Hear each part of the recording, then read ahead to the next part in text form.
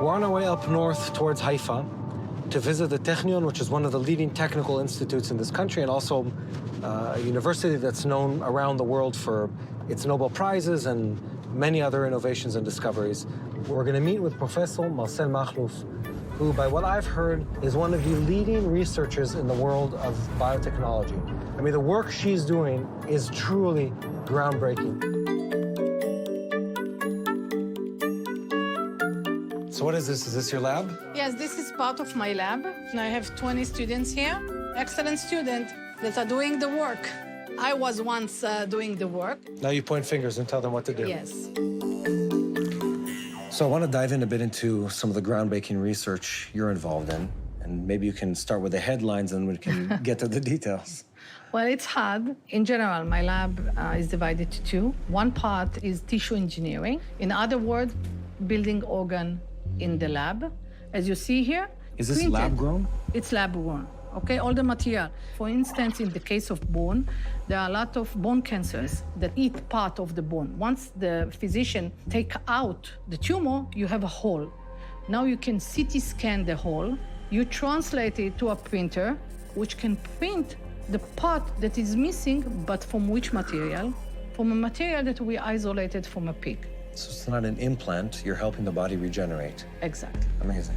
The other project is developing vehicles for treating cancer, vehicles that can target the drug to the tumor niche. So we take cells that all of us have and we empty their content, downsizing them to particles that can be filled with the drug of choice.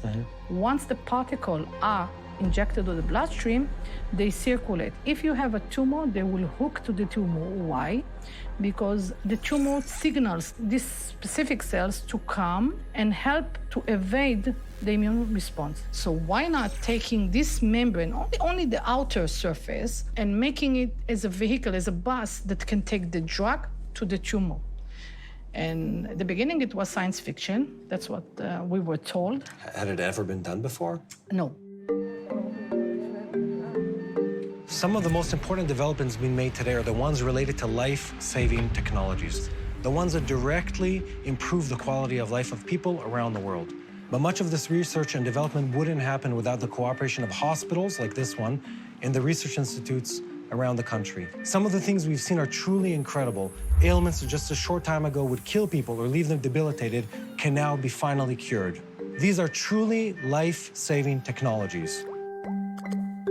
Let's zoom out for a minute. Yeah. My basic understanding of this field. Okay. The general medical practice is to just bombard the entire body of the sick person With a drug. with drugs that destroy the tumor to a certain degree, but also a ton of other things. Yeah. But I think the headline, and correct me if I'm overstating this, you found a revolutionary way of delivering medicine in cancer patients. To my opinion, yes. But let me compliment you as someone from the outside. We've discussed two items that each of them is an industry disruptor.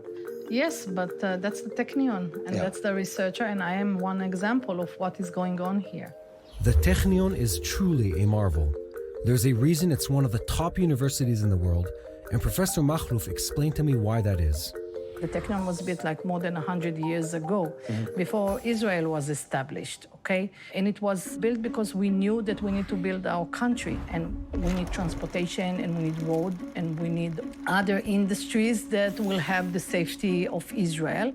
The defense industry in Israel is leading in the world. Why? Because you need it for your survival. So you need to accelerate it, you need to put funding, you need to put your mind to think out of the box. Necessity. Same in biotech.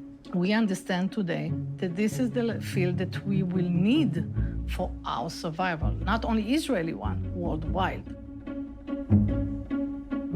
In Israel, we believe in academia, so that's why you have so many universities. This institute is very unique in the sense that there are just like a very long list of innovation that's come out and have become products that are worth enormous amounts of money. Exactly.